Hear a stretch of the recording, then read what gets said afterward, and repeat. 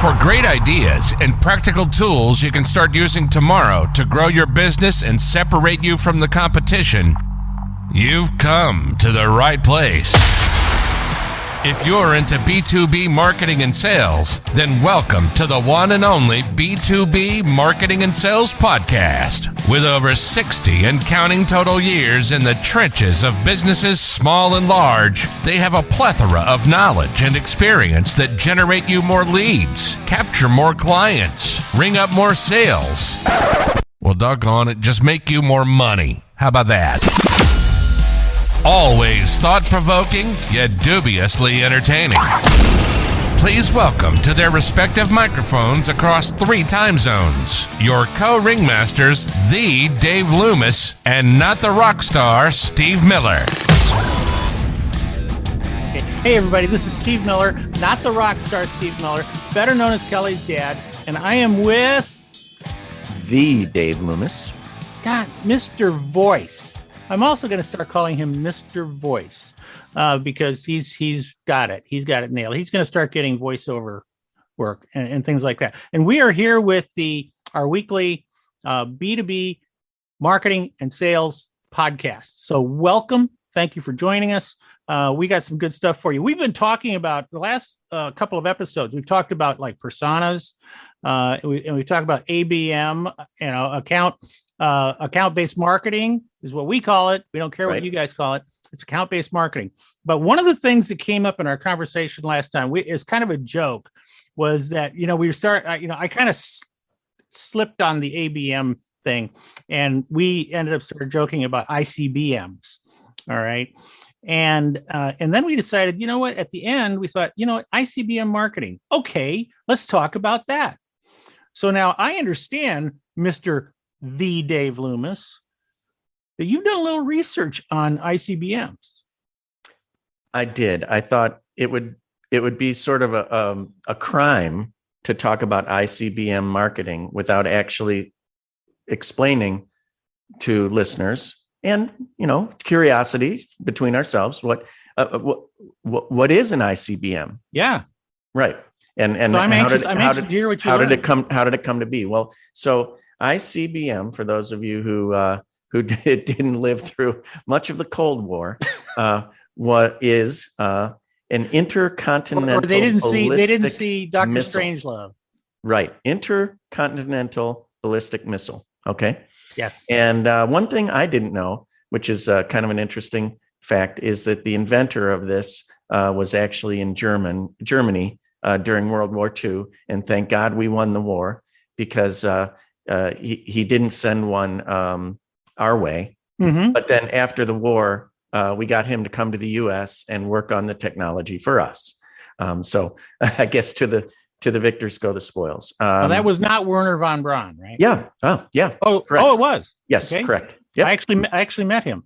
Oh my gosh, that's a different story. This is not rehearsed. We do not to get into this. All right, we don't. But so it was designed for nuclear warheads. This is not a bad thing, not a good thing. And we're not talking about mutually assured destruction or anything like that in marketing. But here's a really interesting thing that I learned that I didn't know about these ICBMs. So when they go off, hopefully one will never go off, but when they go off, they get to their destination and then they send multiple other rockets off of them. And those are called MIRVs, MIRV, and that stands for multiple independently targeted reentry vehicles. And wow. Yeah. So they also send decoys. They send like things that make noise, things that are covered with foil to attract attention that are just not the real thing. Right. Because here's the thing.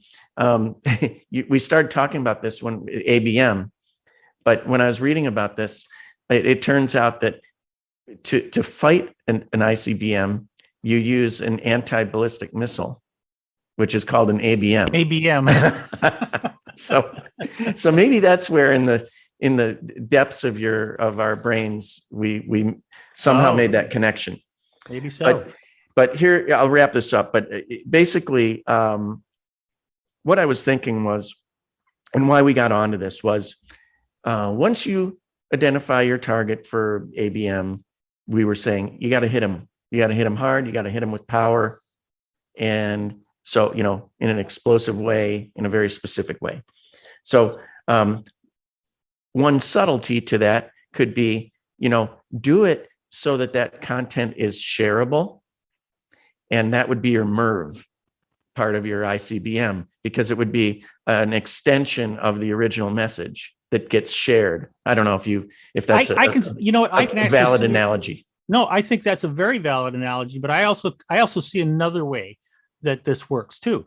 And that is, the number one thing of all is target first. Okay. Target.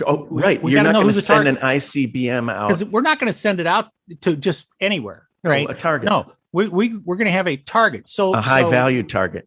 A high value target. So whether we call it a whale or whatever, in account-based marketing, you are going to pick your targets. All right. You're going to very specifically research your industry. And for most industries, we know who the big whales are. So we're going to pick that target. Now we're going to send an ICBM over there, right? Towards our target. But once they get there, we're going to use multiple marketing tools to reach them. In other words, to get their attention, to get them to respond, to persuade them to action and things like that. We're not going to just use one tool. That's what the MERVs are doing. Right. With not the ICBM. No, exactly. So I thought to myself, well, what is sort of like an ICB? What is an ICBM in marketing? What does it have to contain in order to have power for our high value target? Mm-hmm. And I thought, and these are things that we've said before, but they're worth saying again. I think it has to have value to that recipient. It has to have value. It has to hopefully be usable information. It has to be focused, and it has to set you up as an authority with expertise. And we also had your friend John on as a guest once, and he talked about membership, and orientation. If it has all those other things I mentioned on top of it, if you or we can create some sort of mystique around our offering so that people feel like they're in a club and that they're part of something bigger, that brings power to what we do. Yeah, I talk about clubs. It's actually a chapter in my Uncopyable book about creating clubs. And one of the things that I call is I say that you want to be the club that everybody wants to be a member of, but not everybody can. All right. So like you're going to pick out your targets. All right. That's, we're going to pick out the company that we're looking for. And with that, we're going to understand, what industry, are they in, what's their location, what's their size, what's, how many employees do they have? Who are their competitors? What's their backstory? I mean, we're going to know all that stuff because that's going to be programmed into the ICBM to go after them. Okay. So it's going right after them. But now once we're there, we need to find the people who play a role in the decision-making process.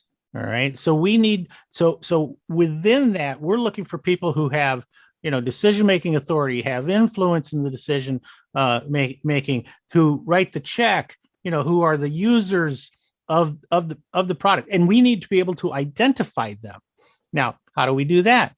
Well, it might be something as simple as going onto LinkedIn, and Yep. You can go onto LinkedIn, you can, use Sales Navigator, and you can search a company and find all the people who are, right, who are members of LinkedIn, if that's what you want to call it. I guess that's what they are. I guess that's what we right. are.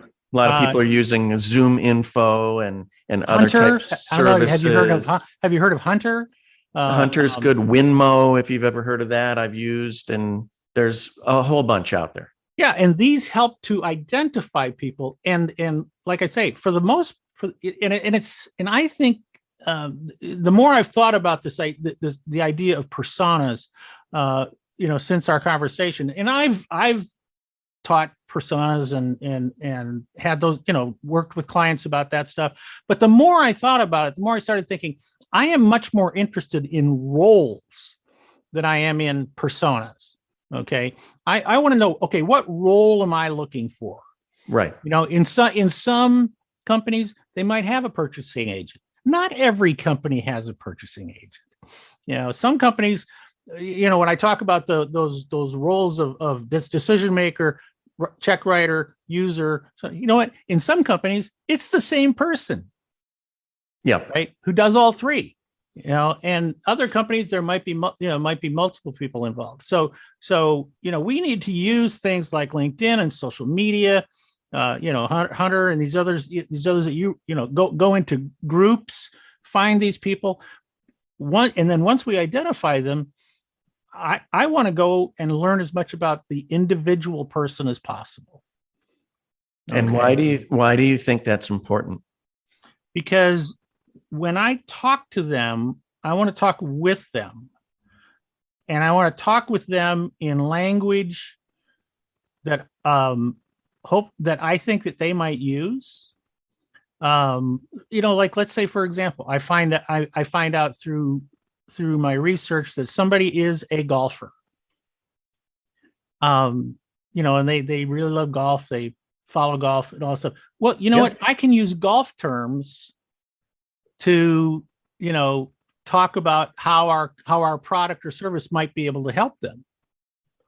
And that kind of helps to create that human to human connection that we've talked about. Right. And actually, the work from home and Zoom and Teams and all that, and doing video calls has made it sometimes a little bit easier to make some of those personal connections with somebody, because they often have something in the background of their Zoom. I've seen a lot of guitars and fly fishing rods and all sorts of things in the background. And I always ask people about those. Yep. Like right off the bat, I ask them, ding, ding, and then they always tell you something really interesting that you never would have known otherwise. That's right. And I've often, I would never say that I'm a superstar salesperson. My wife is a superstar salesperson. Of course. Our daughter, our daughter is growing into a superstar salesperson. But one of the things I told them both is that I used to do. I mean, and I still do when I go visit somebody for the first. If I go to their office, or like you say on Zoom, we see the background. Okay. I will look at I walk over and I look at the books on their shelf. And quite often I will ask the question, what's your favorite book? And why is that your favorite book? And they start talking about it, right? Or if there's a picture, like I used to sell to, back in the days when I was working in the toy industry, I sold to Toys R Us when they were the giant of the toy industry. And I was in the vice president of purchasing office one day, and he had one picture on his wall, just one, and it was a picture of a red Corvette. And I said, tell me about that picture. And he said, that's my dream. I want to have a red Corvette. And so that started a conversation that went on for years between us about until the day that he got his red Corvette. And when he got his red Corvette, he called me. He sent me a picture, immediately, because he and I had connected over this. And that's what we're trying to do, is we're trying to make connections with people. And that laser, that ICBM marketing is what gets us there, is what gets us to that, because we're targeting the company, and then we're targeting the role, and then we're targeting the person. So it breaks down from, like you say, it sends out these, how'd you pronounce it again? MIRVs? MIRVs, multiple independently targeted re-entry vehicles. Yeah, MERVs. Or murders. Yeah. Mitrivs. It's like Brett Favre. Brett Favre. Yes, the French pronunciation of his name. Favre. So that is, to me, a great, using ICBM, marketing, we could even play with that, continue to play with that in conversations, is just refer to, hey, we're talking about ICBM marketing here. I think that's awesome. Yeah. You must have something else to add to this. Not a ton, except this is related to real missiles. In the news this week, yesterday or the day before, the Russians blew up one of their own satellites in space and created 1,500 different pieces of space junk that the space station had to avoid, and the space station occupants had to get into their little lifeboats, which are pods that, in case one of these little things that comes every 90 minutes, they had to avoid this. Yeah, it's going 15,000 miles an hour. Yeah, gotta love that. And one of the or I think at least one, maybe two of the astronauts that are up there are Russian. Oh, definitely. Yeah, that they are in the space. So they sort of kind of did it to themselves. So there is it reminded me that how I learned of that, or the details of it, was from a daily newsletter that I get. And this daily newsletter is started by a friend of mine named Ari Lewis. Shout out to Ari, who created this a few months ago out of absolutely nothing. And this newsletter is targeted only to people that sell to the space industry. All right. That's how targeted this is. So his newsletter, it's called Payload, by the way. Oh, cool. Great newsletter. I'll forward you a copy of it. Maybe we can put a link in the show notes or something. And we'll honestly, make sure we do. If you're selling to the space industry, or if you want to